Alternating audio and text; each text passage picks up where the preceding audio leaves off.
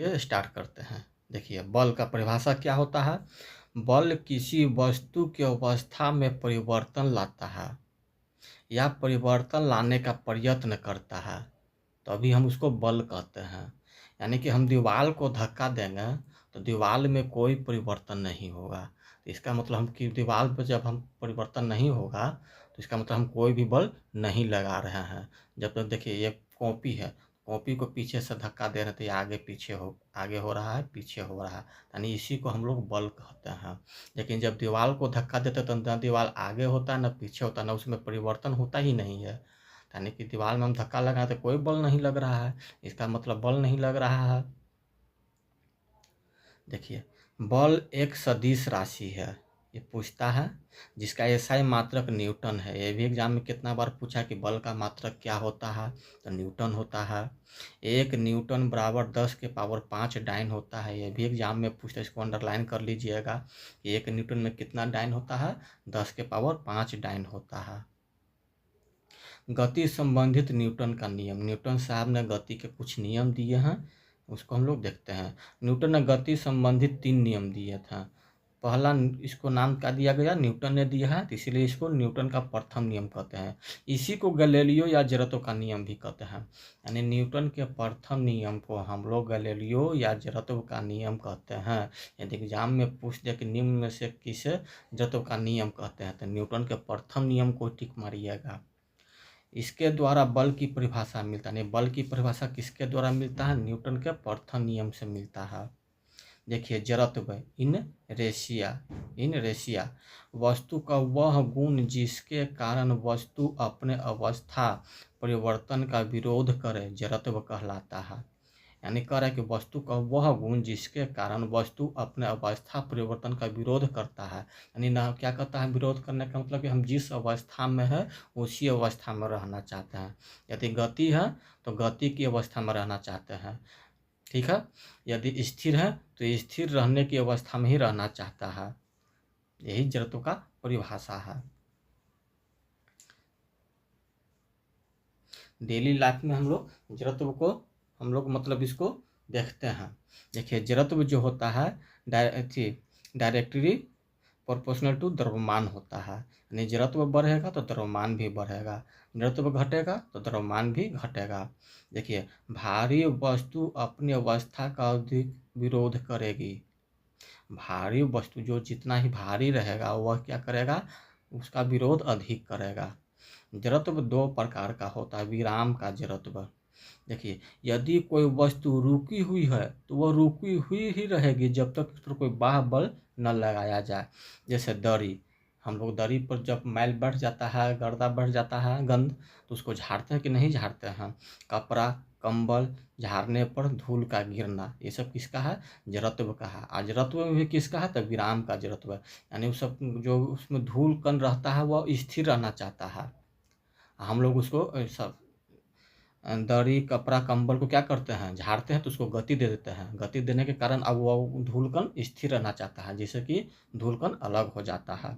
अचानक गाड़ी चलने से,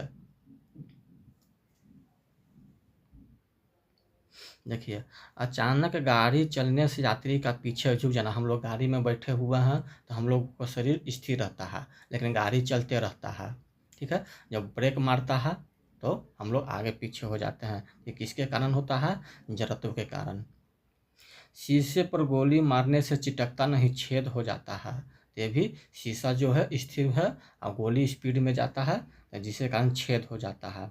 गिलास के ऊपर रखे कार्डबोर्ड पर रखा सिक्का का गिलास के अंदर गिर जाना। जो पहले हम लोग बच्चा में जादू वाला दिखाता था कि देखिए सिक्का से मारते हैं, इस तरह से मारता था तो सिक्का नीचे गिलास में चल जाता था। सिक्का तो क्या है, स्थिर है। कार्ड पर जब मारते हैं तो वो क्या हो जाता है, गति में आ जाता है। देखिए, गति का जड़त्व, कोई वस्तु यदि गतिशील है तो गतिशील में ही रहेगा जब तक उस वस्तु को रोकने के लिए कोई बल न लगाया जाए। जैसे अचानक गाड़ी के रुकने से यात्री क्या है, आगे की ओर झुक जाता है। इसमें आगे की ओर झुक जाता है, इसमें पीछे की ओर झुक जाता है। दोनों में अंतर है। देखिए कितना कंफ्यूज करता है। देखिए न्यूटन का दूसरा नियम, इस नियम द्वारा बल का समीकरण प्राप्त होता है। देखिए न्यूटन के पहला नियम से हमें क्या मिलता है, बल की परिभाषा मिलता है, और न्यूटन के दूसरा नियम से बल का समीकरण मिलता है, फॉर्मूला जिसको हम लोग बोलते हैं। इसके अनुसार संवेग परिवर्तन का दर बल के समानुपाती होता है। संवेग P1 mv1 यानी mass into velocity, P2 mv2 हो गया। यहाँ संवेग में परिवर्तन हो गया, ये mv2 माइनस mv1, टी से भाग देने पर क्या हो जाएगा, संवेग में परिवर्तन, m कॉमन ले लिए तो v2 minus V1 by T, v2 minus V1 by T क्या होता है, a होता है। a का मतलब एक्सेलरेशन, त्वरण, यानी कि पी एफ बराबर क्या हो गया, एम ए। यही मेरा क्या होगा, बल का फार्मूला मिल गया।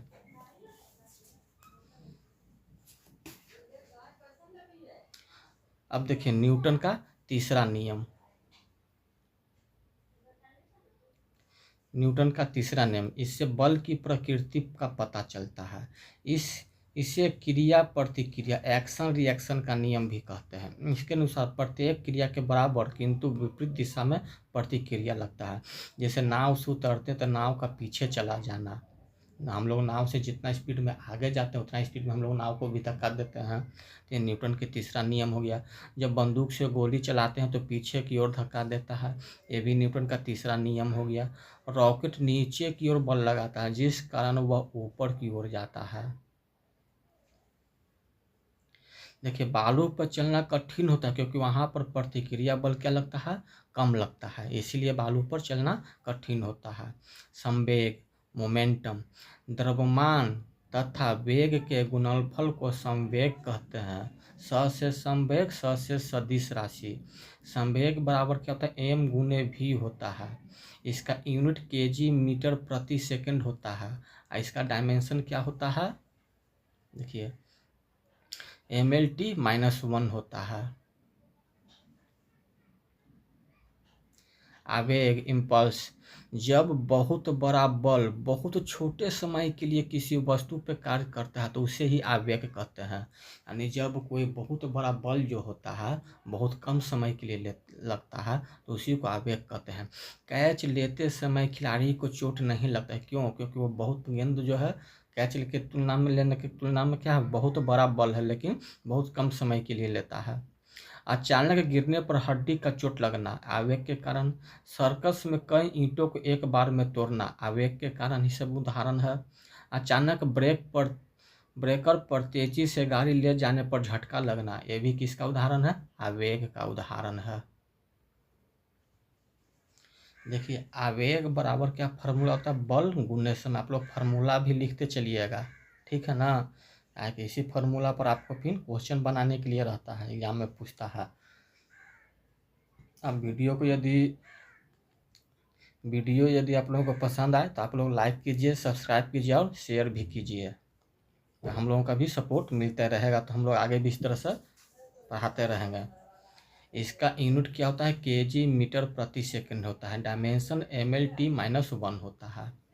आवेग तथा संवेग में संबंध, देखिए दोनों का डायमेंशन समान होता है। आवेग बराबर फार्मूला क्या होता है, बल गुना समय।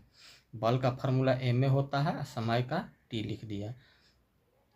ए का फार्मूला क्या होता है, एक्सेलरेशन, त्वरण का, v2 minus V1 by T, T से टी कट गया, आवेग बराबर mv2 माइनस mv1।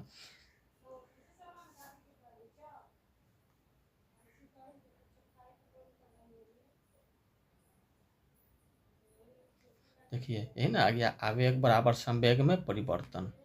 अब देखिए पीछे जो कुछ फार्मूला बताए उस पर ये मैथ है, जिसको न्यूमेरिकल हम लोग कहते हैं। न्यूमेरिकल 60 kg का स्कूटी है, 40 मीटर प्रति सेकंड की रफ्तार से चल रहा है, तो संवेग कर रहा है ज्ञात करने के लिए। 60 kg m दे दिया है मास, v का मतलब वेलोसिटी दे दिया है, इन्हें कि मैथ वाला स्पीड हो गया, यहाँ वेलोसिटी हो गया, p निकालना है। तो p बराबर हमको पता है फार्मूला m गुने v होता है, तो m का मान रख देंगे, v का मान रख देंगे, दोनों को गुना कर देंगे, यानी 2400 किलो kg मीटर प्रति सेकंड आ गया। 40 न्यूटन का एक बल किसी वस्तु पर 2 सेकंड के लिए कार्य कर रहा है, आवेग ज्ञात करें। अब आवेग निकालना है। देखिए 40 न्यूटन का एक बल यानी F दिया हुआ है, बल 2 सेकंड के लिए, t बराबर 2 सेकंड, I निकालना था। I बराबर क्या फार्मूला होता है, देखिए आई बराबर बल गुने समय होता है 40 गुने 2 यानी 80 किलोग्राम मीटर प्रति सेकंड।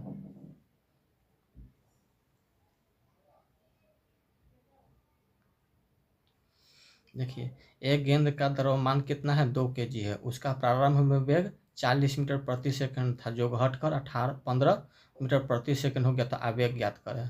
अब इसमें आवेग पूछ रहा है निकालने के लिए। m बराबर दिया हुआ है 2 kg, v1 दिया हुआ है, यानी शुरू में जो 40 मीटर प्रति सेकंड था घट कर फिर कितना हो गया 15 मीटर प्रति सेकंड। v2 दिया हुआ था, i निकालना है। तो जो फार्मूला हम पढ़े थे i बराबर m into v1 minus v2, यानी 40 माइनस 15 25, m का मान यहाँ 2 रख दिए, 25 दूना 50 मीटर प्रति सेकंड आवेग आ गया। देखिए संवेग संरक्षण का नियम। संवेग संरक्षण का नियम क्या न्यूटन के तीसरे नियम पर आधारित है। पूछता है कि संवेग संरक्षण का जो सिद्धांत है किस नियम पर है, तो न्यूटन के तीसरे नियम पर है। यानी टक्कर के पहले का संवेग बराबर होता है टक्कर के बाद का संवेग, यानी m1 v1 बराबर m2 v2।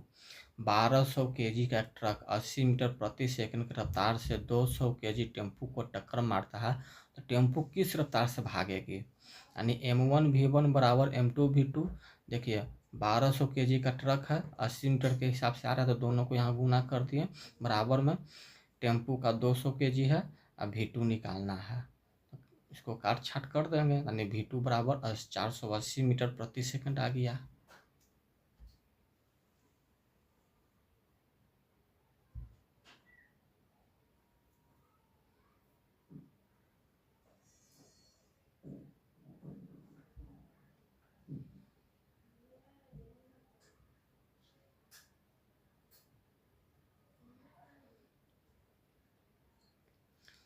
देखिए रिमार्क में क्या लिखा है, रॉकेट रेखीय संवेग जो होता है संवेग संरक्षण पर आधारित है।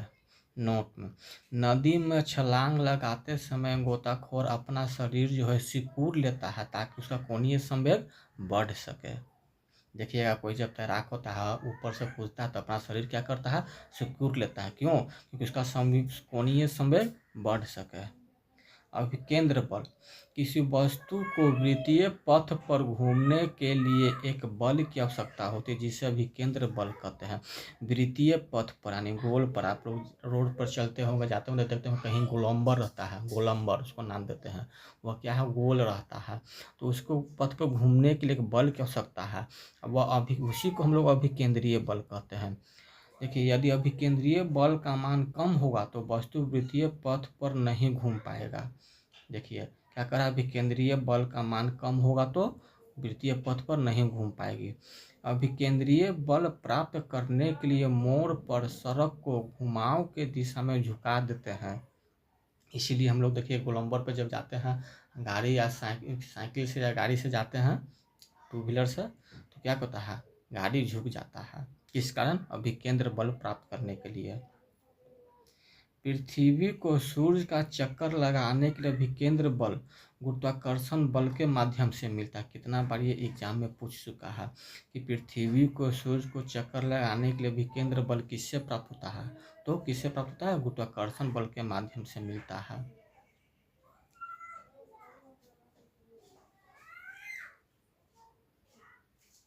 देखिए अभिकेंद्र बल F बराबर m इंटू वी स्क्वायर बटे आर फार्मूला होता है।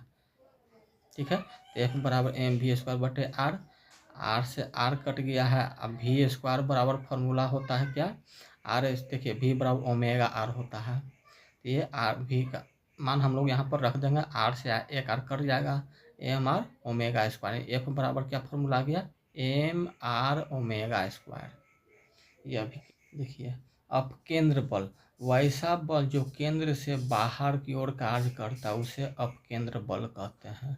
अपकेंद्र बल के कारण ही वॉशिंग मशीन, मक्खन निकालने वाली मशीन ये सब काम करता है। एग्जाम में पूछता है कि निम्न में से कौन सा अपकेंद्र बल के कारण कार्य करता है, दे देगा ऑप्शन में, आपको उसमें से चूज करना है। या निम्न में कौन सा अपकेंद्र बल के कारण नहीं कार्य करता था, वॉशिंग मशीन, मक्खन निकालने की मशीन, ये सब किसके कारण होता है अपकेंद्र बल के कारण ये कार्य करता है। नोट में देखिए क्या है, वृत्तीय गति पर कर रहे किसी वस्तु का वेग स्पर्श रेखा की ओर कार्य करता है, जिस कारण रस्सी टूटने पर वस्तु स्पर्श रेखा की ओर चली जाती है। देखिए बचपन में हम लोग रस्सी बांध के ऐसे ऐसे नचाते होंगे, देखते हो कभी कभी टूट जाता है, तो टूट जाता तो किसकी ओर आ जाता है, जो नचाते रहता है उसके तरफ आ जाता है। यानी कि जब ऐसे ऐसे नचाते हैं तो क्या करता है, वृत्तीय गति पर वेग कर रहा है, और वो किसको स्पर्श रेखा की ओर कार्य करता है, किधर की ओर कार्य करता है, स्पर्श रेखा, यानी उसको हम पकड़े हुए हैं, उसको स्पर्श रेखा भीतर की ओर कार्य करता है। वृत्तीय गति कर रहे किसी वस्तु का त्वरण केंद्र की ओर कार्य करता है, जिस कारण विकेंद्र बल भी केंद्र की ओर कार्य करता है। देखिए दिया हुआ है कि वृत्तीय गति पर कर रहे किसी वस्तु का त्वरण किधर रहता है। एग्जाम में कितना बार यही सब क्वेश्चन पूछता है, स्टूडेंट नहीं बनाता है, सिलेक्शन नहीं होता है। पूछता है कि वृत्तीय गति कर रहा है तो वस्तु का त्वरण किस केंद्र की ओर किस कारण रहता है, तो त्वरण के कारण रहता है। या पूछ देगा त्वरण किस ओर काम करता है, तो केंद्र की ओर कार्य करता है, जिस कारण भी केंद्र बल भी केंद्र की ओर कार्य करता है। ठीक है, आप लोगों को वीडियो अच्छा लगता है तो आप लोग वीडियो को लाइक कीजिए, सब्सक्राइब कीजिए और शेयर कीजिए, ताकि हमको भी सपोर्ट मिलता रहे। देखिए क्रांतिक वेग, क्रिटिकल वेलोसिटी, वह न्यूनतम वेग जिसे प्राप्त कर कोई वस्तु एक ऊर्ध्वाधर वृत्तीय पथ पर एक चक्कर पूरा कर ले, उसी को क्रांतिक वेग कहते हैं। क्रांतिक वेग बराबर फार्मूला होता है √r(g), r का मतलब रेडियस, g का मतलब होता था गुरुत्वाकर्षण बल, गुरुत्वीय त्वरण। पानी से भरे एक बाल्टी को 5 मीटर लंबी रस्सी से बांधकर किसी वेग पर घुमाया जाए कि एक बूंद भी पानी न गिरे। देखिए हम लोग ऐसे ऐसे नचाते थे बचपन में, लोटा हो गया या रस्सी से हो गया, या बाल्टी को ही लेकर पानी लेकर ऐसे ऐसे नचाते थे ताकि उसमें से पानी नहीं गिरता था, तो उसी को क्रांतिक वेग कहते हैं। देखिए रेडियस बराबर 5 मीटर दिया हुआ है और जी का मान 9.8 मीटर प्रति सेकंड दिया हुआ है। तो हमें क्रांतिक वेग यानी क्रिटिकल वेलोसिटी निकालना है, तो फार्मूला पर बैठा देंगे। जी का मान 9.8 ले लिए हैं, गुना कर दिए हैं तो 7 आ गया है। आज का वीडियो हम लोग यहीं पर समाप्त करते हैं। यदि वीडियो अच्छी लगी तो आप लोग लाइक कीजिए, सब्सक्राइब कीजिए और शेयर कीजिए।